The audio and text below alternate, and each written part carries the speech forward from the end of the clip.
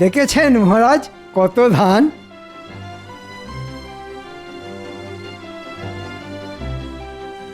আহা, দেখলেও যেন চোখ জুড়িয়ে যায়। ঠিক বলেছেন মহারাজ, এবারের মতো ফসল মনে হয় আগে কখনো হয়নি। সবই মা ভবানীর কৃপা।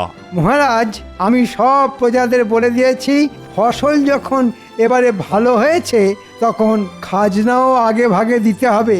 আর আগে ভাগে খাজনা পেলে নবাবের খাজনাও আমরা সময়ের আগেই মিটিয়ে দিতে পারবো। বাহ বাহ বাহ, খুব ভালো কথা, খুব ভালো। আমি সব সময় ভালো কথাই বলি মহারাজ, কিন্তু কিছু লোকের কান ভাঙানিতে আপনি আমায় ভুল বোঝেন মহারাজ।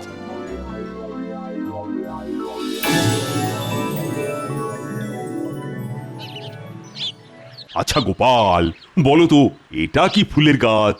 এ ফুল গাছের কোনো নাম নেই মহারাজ, কেননা এ গাছ পথের ধারে বেড়ে ওঠা বুনো ফুলের গাছ। এ হতেই পারে না, গাছ আছে অথচ গাছের নাম নেই।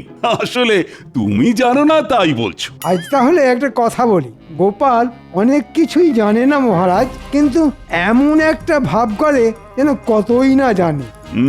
যতদূর মনে হচ্ছে এটা হচ্ছে গোকুল ফুলের গাছ। গোকুল ফুল? মহারাজ, গোকুল নামে পিঠে হয় শুনেছি, কিন্তু গোকুল ফুল না না, এটা আমার জানার মধ্যে পড়ে না মহারাজ। জানবে কি করে? তুমি তো আসলে ঘেঁচু জানো। আমি ঘেঁচু জানলে আপনিও মানকচু জানেন। কি এত বড় কথা, আমি মানকচু জানি? দেখেছেন মহারাজ, গোপালের আস্পর্ধাটা একবার দেখেছেন? আপনাকে মান কচু বলে অপমান করলো। এই গোপাল, তুমি তুমি আমার সামনে থেকে দূর হয়ে যাও তো। তোমার মুখ আর দেখতে চাই না আমি। তার মানে চাকরি থেকে তাড়িয়ে দিচ্ছেন? সে তুমি যা মনে করো তাই চাও। একটু ভোরকে দিয়ে যাচাই করে দেখি। ঠিক আছে, চলে যাচ্ছি। জানেন তো, বর্ধমান রাজা কিন্তু আমাকে নেবার জন্য হাত ধুয়ে বসে আছে। তাহলে যাই, বর্ধমানেই চলে যাই। হ্যাঁ হ্যাঁ, যাও যাও। কি ভাবছো তোমাকে ছাড়া কৃষ্ণনগর অন্ধকার? গোপাল সত্যি সত্যি বর্তমানে চলে গেলে তো খুব মুশকিল। মন্ত্রী, আমায় কথা বলতে দাও। শোনো গোপাল, চাকরি থেকে তাড়িয়ে দেবার কথা আসছে না, তবে মুখ দেখবো না যখন বলেছি, তখন কাল থেকে আগামী 3 মাস তোমার মুখ আমি দেখবো না। এই 3 মাস তুমি ঘরে বসেই মাইনে পাবে। বাবা, ঘরে বসেই মাইনে? তবে হ্যাঁ, ভালো ফসল হওয়ার জন্য আমি যে সকলকে মাইনে বাড়িয়ে দেবার কথা বলেছিলাম, তুমি কিন্তু সেটা পাবে না। শুনলে তো গোপাল, এবছর তোমার মাইনে আর বাড়বে না। এই হলো বাচালতার শাস্তি, বুঝলে? বাংলায় একটা কথা আছে জানেন তো, মানুষে দিলে কুলোয় না, আর ওপরওয়ালা দিলে ফুরোয় না। মহারাজ যতই দিন না কেন, তাতে আমাদের কারোরই ভালোভাবে চলে না। হ্যাঁ, কিন্তু ওপরওয়ালা দিলে সারা জীবন ফুরোবে না। আমি তাহলে চলি মহারাজ। হ্যাঁ হ্যাঁ, যাও, তুমি এখন আসতে পারো।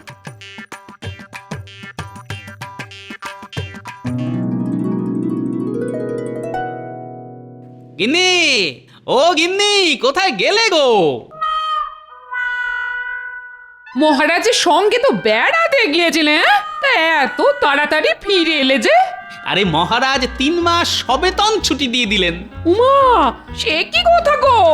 বলা নেই কোয়া নেই, 3 মাস ছুটি? তা কেন?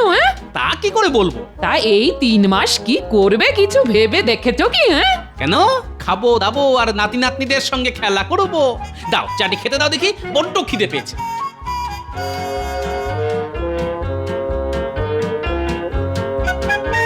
মহারাজ শুধু মধু ছুটি দিয়ে দিলেন, নিশ্চয়ই এর মধ্যে কোনো রহস্য আছে।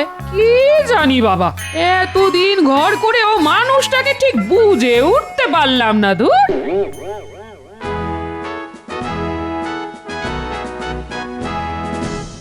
বলো কি উজির, কৃষ্ণচন্দ্র এবার আগে ভাগেই সব খাজনা মিটিয়ে দিয়েছে?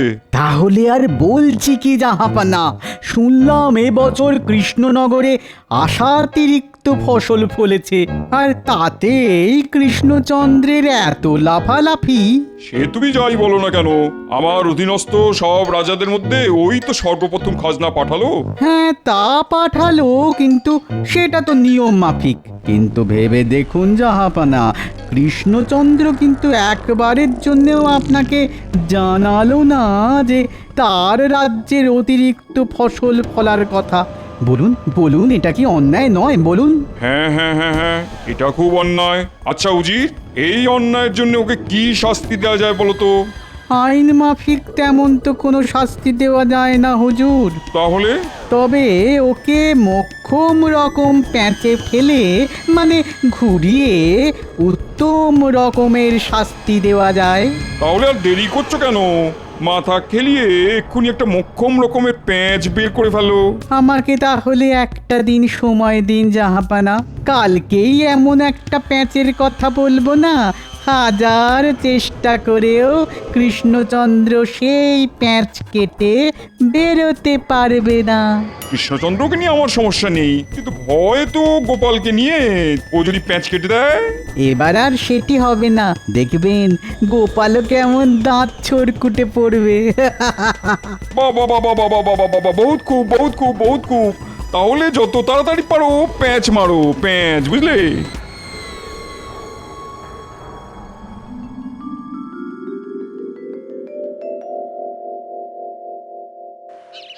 কই গো গিন্নি, আরে কোথায় গেলে? একবার এসে দেখে যাও কেমন বাজার করে এনেছি।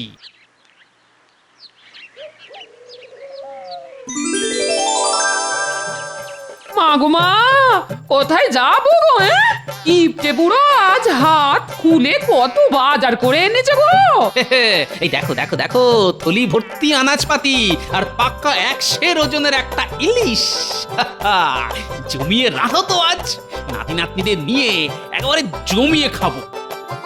আমরা তাহলে এখন কি খেলবো দাদু? ডাঙ্গুলি না কুমির ডাঙ্গা? ডাঙ্গুলি না কুমির ডাঙ্গা। ডাঙ্গুলি না না ডাঙ্গুলি ডাঙ্গুলি কুমির ডাঙ্গা বলছি না, ডাঙ্গুলি। আহা, আস্তে আস্তে, ওরে বাবা, আর চেঁচিয়ে কানের পোকা বের করে দিস না তো। দুটো খেলাই হবে, প্রথমে কুমির ডাঙ্গা, পরে ডাঙ্গুলি। বাহ বাহ, দারুণ দারুণ, কি মজা। কে বয়া কে বয়া কে বয়া?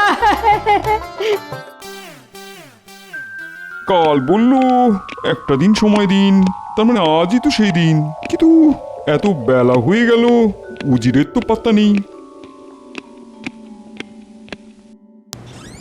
এসে গেছি জাহাপানা, এসে গেছি। সে তো দেখতেই পাচ্ছি। তা ওই প্যাঁচের কি হলো, প্যাঁচ? জাহাপানা বলছি আসলে কি হয়েছিল জানেন? আমার এই মাথার মধ্যে যে বুদ্ধির কৌটোটা আছে না, তার ঢাকনাটা কিছুতেই খুলতে চাইছিল না। মাথার মধ্যে বুদ্ধির কৌটো, তার আবার ঢাকনা? তার ঢাকনাটা খুলছে না, এখনো আটকে আছে? না জাহাপানা, অনেক কসরত আর বিস্তর টানাটানি করে শেষমেশ ঢাকনাটা খুলেছে। খুলেছে? বহুত খুব বহুত খুব বহুত খুব। বলো বলো বলো বলো বলো, ঢাকনা খোলার পর তার থেকে কি বুদ্ধি বেরিয়ে এলো? ঢাকনা খুলতেই তার থেকে হু হু করে বেরিয়ে এলো শুধু প্যাঁচ আর প্যাঁচ, প্যাঁচ আর প্যাঁচ, আর সেই প্যাঁচের পর প্যাঁচ গেঁথে এমন একটা প্যাঁচের মালা গেঁথে এনেছি না, যা ওই কৃষ্ণচন্দ্রের গলায় ফাঁসের মতো জড়িয়ে ধরবে। শুধু কথার জাল বুনো না উজির, প্যাঁচের কথা বলো। হ্যাঁ, এইটা বলছি।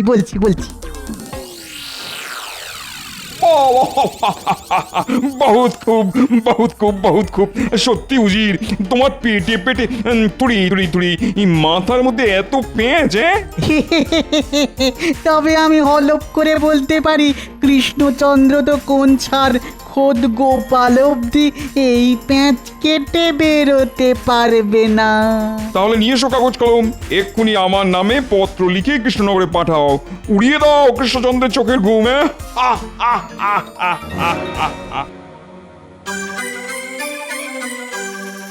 মহারাজ, আজ একটা সুখবর ঘোষণা করবেন বলেছিলেন। আরে করব এত তাড়া কিসে? আসলে মনের ভেতরটা বড্ড আনচান করছে যে। বাবা, একেবারে আনচান করছি। হ্যাঁ মহারাজ, সুখবরটা শোনার উত্তেজনায় বুকের ভেতরটা কেমন ধরপড় করতে শুরু করে দিয়েছে। থাক, এতই যখন ধরফর করছে তখন বলেই ফেলি, কি বলো? হ্যাঁ মহারাজ, বলুন। ভালো ফসল হওয়ার জন্য আমি সকলকে মাইনে বাড়িয়ে দেবার কথা বলেছিলাম, কি মনে আছে তো?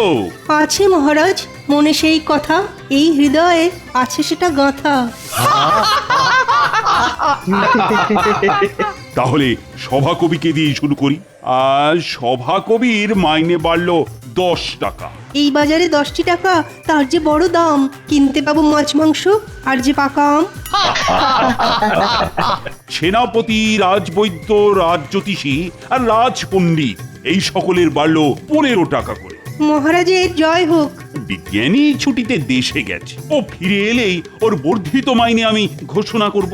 মহারাজ, গোপালের মাইনে? ওর কথা এখন থাক। সেই ভালো মহারাজ। তবে আমার কথাটা এবার বলুন, কত বাড়লো আমার? আর তুমি যেহেতু মন্ত্রী, তাই তোমার মাইনে একটু বেশি বাড়বে। তোমার মাইনে বাড়লো 20 টাকা। এ মা, মাত্র 20? কেন, আপনি কি ভেবেছিলেন মাইনে বাড়বে ঝুড়ি ঝুড়ি? এই তোমার থামা তো, থামা। সব কথায় কেবল হ্যাঁ হ্যাঁ করে হাসা। মহারাজ কৃষ্ণচন্দ্রের জয় হোক। আরে নবাবের দুধ যে, তা বলো কি খবর? নবাব এই পত্রখানি পাঠিয়েছেন।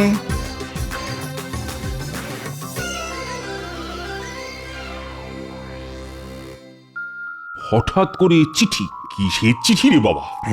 এবারে তো আগে ভাগেই খাজনা পাঠিয়ে দেওয়া হয়েছে, তাই মনে হয় নবাব খুশি হয়ে এই চিঠি পাঠিয়েছেন। হতে পারে। পড়ো তো দেখি, পড়ো। কৃষ্ণচন্দ্র, আশা করি সব কুশল।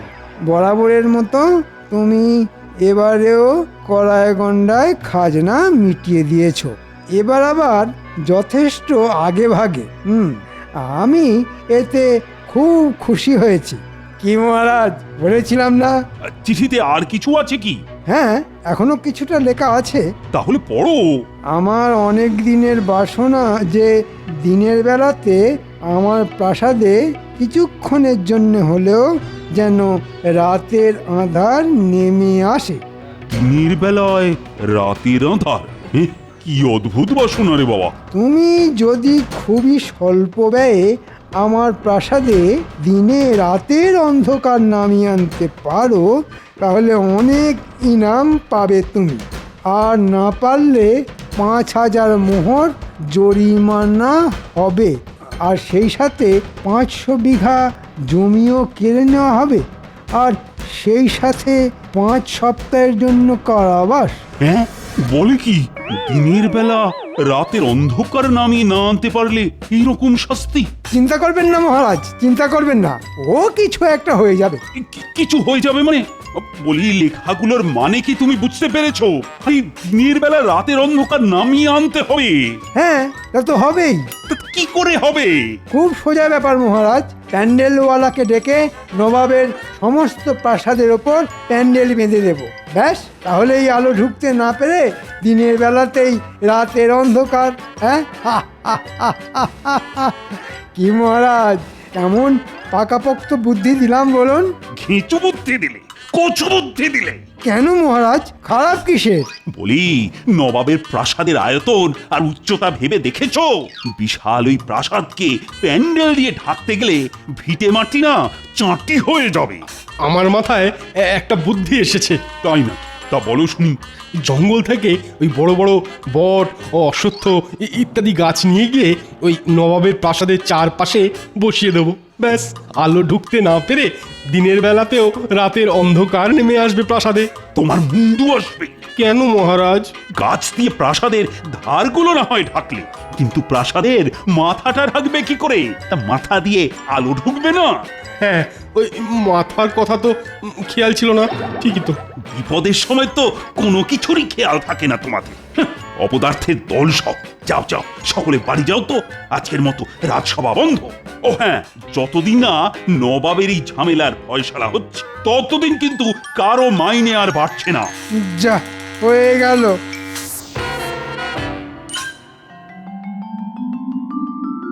নে পুটি, দেখে দেখে শিখে নে।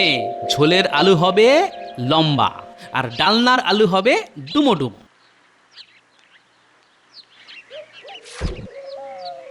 উমা, এ কি করছো? তুমি আবার আনাজ কাটতে বসেছো কেন? তাতে কি হয়েছে গিন্নি, বাড়িতে বেকার বসে আছি। নাও নাও নাও, এই ওঠো ওঠো, আমি যখন এসে গেছি তখন আমায় দাও। তাহলে কিছু খেতে দাও। আলু কাটতে কাটতে বুঝলে বড্ড খিদে পেয়ে গেছে। উফ, আবার খিদে? দাঁড়াও দাঁড়াও, দিচ্ছি। বলছেন কি নবাবের এ কিরকম অদ্ভুত বায়না? বায়না নয়, এ হলো নবাবের শয়তানি, যেন তেন প্রকারে আমাকে বিপদে ফেলা। এখন কি করবেন? সেটাই তো চিন্তা।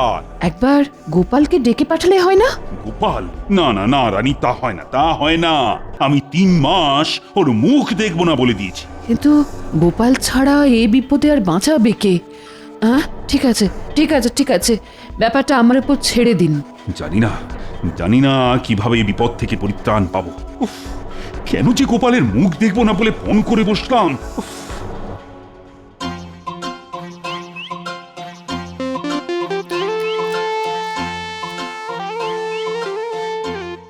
আরে রকি, খবর কি? তোমাকে একবার রাজবাড়ি যেতে হবে। ও, মহারাজ ডেকেছেন বুঝি?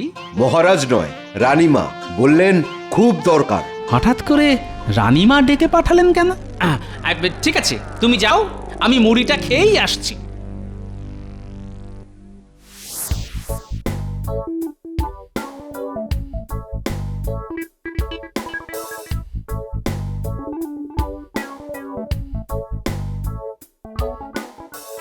अंदर आ सकती हूँ? কে? हम माजी। সে না হয় বুঝলাম, কিন্তু না বলে হুট করে আমার ঘরে কেন? अब तो हमको आने बोला, তাই हम চলে এলাম।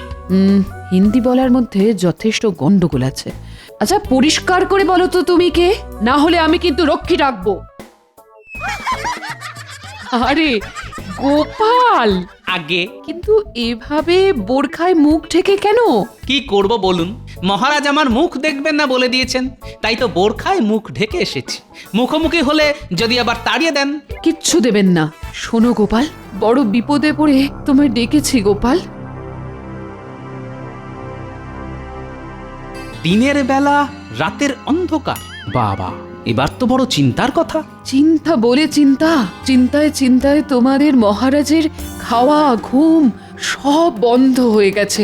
আচ্ছা গোপাল, তুমিই বলো, এবারে আশাতিরিক্ত ফসল ফলেছে বলে কত সুখে আছে এ রাজ্যের মানুষ, কত আনন্দে ছিলেন তোমাদের মহারাজ। তা থেকে যে কি রাহুগ্রাস লাগলো। কি বললেন? রাহুগ্রাস? ঠিক আছে, আমি দেখছি।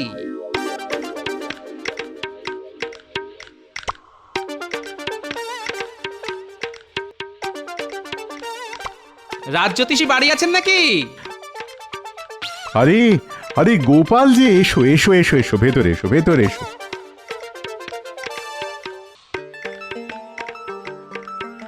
একটা বিশেষ প্রয়োজনে আপনার কাছে এসেছি। বলো। আচ্ছা, কাছাকাছি কবে সূর্যগ্রহণ লাগছে সেটা বলতে পারেন?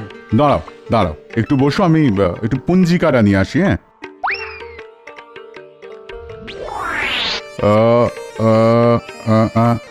আরে সামনেই তো। কবে? এই তো এই মাসের 22 তারিখ অমাবস্যা। ওই দিন সকাল 10:15 গতে পূর্ণগ্রাস সূর্যগ্রহণ। ঠিক আছে, আমি চললাম। কি ব্যাপার, ঝড়ের মতো এলো আবার তুফানের মতো চলে গেল, আশ্চর্য।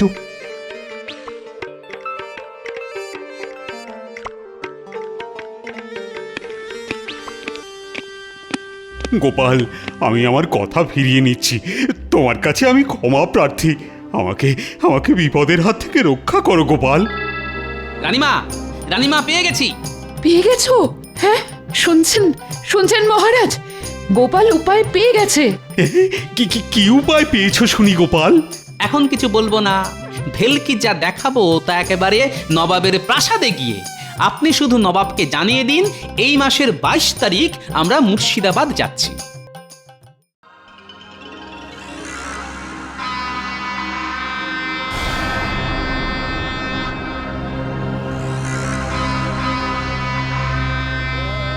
কি কৃষ্ণচন্দ্র, দিনের বেলা রাতের অন্ধকার দেখাতে এসেছো? তা সাজ সরঞ্জাম কোথায়?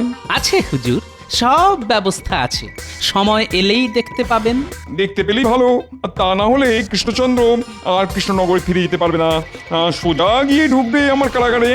পুরো 5 সপ্তাহের জন্যে। জানি না গোপাল যে কি করবে।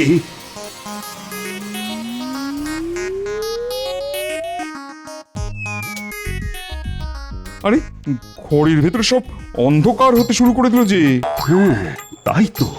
আর একটু অপেক্ষা করুন হুজুর, দেখবেন আপনার বাসনা মতো দিনের বেলাতেও রাতের আধার নেমে আসবে আপনার প্রাসাদে।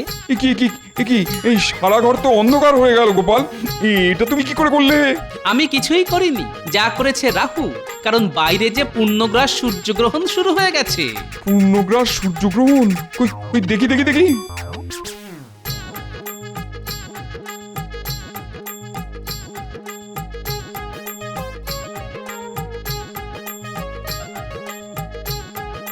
উজির, আজ যে পূর্ণগ্রাস সূর্যগ্রহণ, তুমি এটা জানতে না? মানে সূর্যগ্রহণের ব্যাপারটা তো ঠিক মাথায় ছিল না। কি জাহাপনা, আপনার বাসনা পূর্ণ করে দিলাম তো।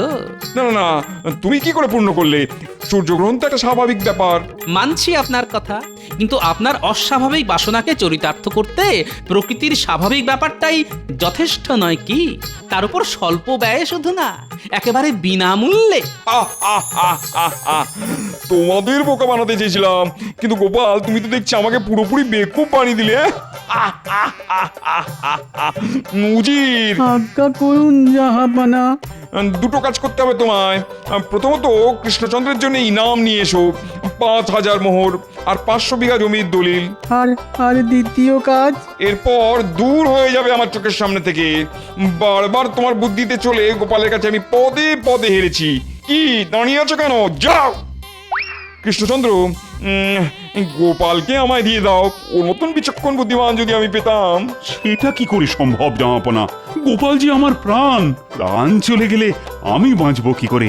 ওর মাইনে বাড়বে না বলেছিলাম, এখন তো দেখছি মাইনেটা দ্বিগুণ করে দিতে হবে। যাক, কথাটা শুনো কান জুড়লো। শুধু মন্ত্রী মশাই যদি শুনতে পেত। বেড়ে বলেছো গোপাল, হ্যাঁ?